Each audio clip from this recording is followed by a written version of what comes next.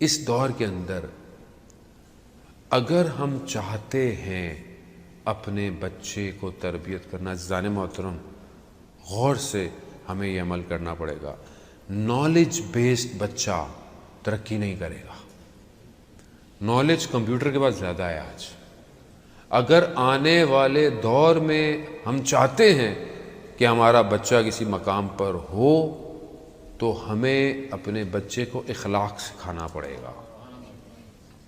کیوں؟ کیونکہ جو نالج ہے وہ مشین کے پاس زیادہ ہے۔ رپورٹس، ہر چیز مشین ہے، ابھی گاڑی بغیر ڈرائیور کے چلتی ہے، سارے کام خود ہی ہوتے ہیں، لیکن کیا مشین کے پاس اخلاق ہے؟ نہیں ہے۔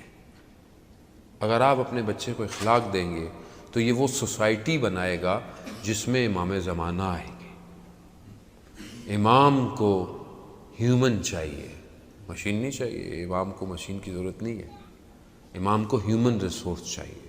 تو یہ کون بنائے گا؟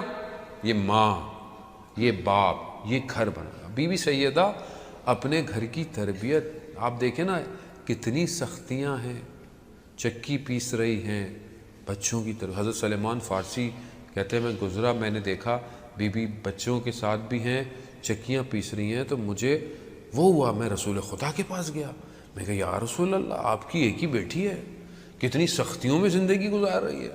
تو رسول خدا کہتے ہیں فاطمہ ہے ہی ایسی، اسے دنیا سے محبت نہیں ہے، اسے آخرت کی طرف توجہ ہے۔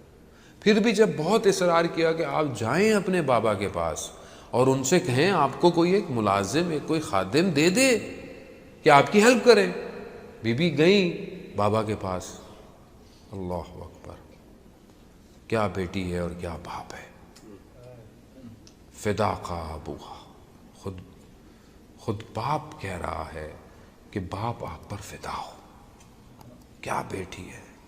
عزیزان محترم، اصحاب بیٹھے ہوئے ہیں مسجد نبوی میں، قرآن کی آیت نازل ہوئی، رسول خدا گریہ شروع کر دیا، اتنا گریہ کیا صحابیوں نے گریہ شروع کر دیا، کیونکہ کچھ لوگوں کا رونا ایسا ہوتا ہے اور وہ بھی رسول۔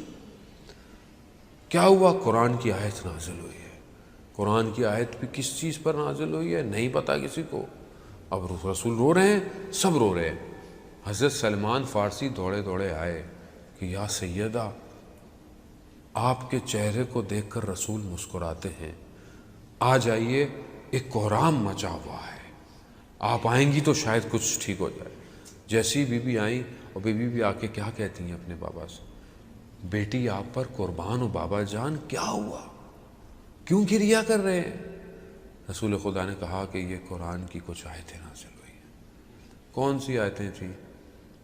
قرآن کی وہ آیتیں، دو آیتیں غالباً سورہ زمر کی آیات تھیں کہ جس میں جہنم کا عذاب بتایا گیا ہے کہ جہنم کا دروازہ ان کے اوپر کھولا اور 70 دروازے ہوں گے جس میں سے الگ۔ جب بی بی نے یہ خود سنا تو روایات کہتی ہے کہ بی بی خود منہ کے بل زمین پر گر پڑی۔ قرآن یعنی تاثیر اتنی تھی۔ وہیں بی بی اپنے بابا کے پاس جاتی ہیں، کہتی ہیں بابا ہاتھ مجھے کوئی کچھ دے دے۔ رسول خدا کہتے ہیں بیٹی میں آپ کو ایک ایسا تحفہ دوں گا جو اس خادم سے کہیں زیادہ افضل ہے۔ کیا؟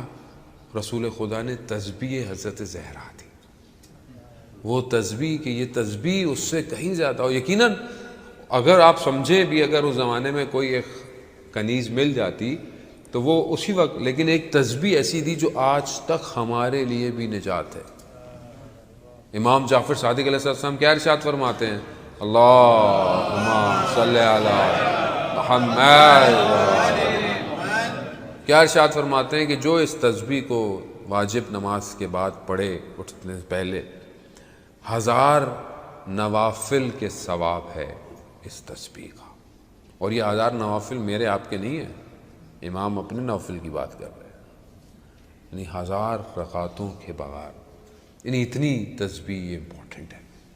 تو یہ بہرحال بی بی کو تسبیح عطا ہوئی۔ عزیزان محترم، اس سے کیا پتہ چلتا ہے کہ زندگی میں ہم بعض اوقات جن چیزوں کو اپنے لیے نجات سمجھتے ہیں شاید نجات کسی اور جگہ ہے۔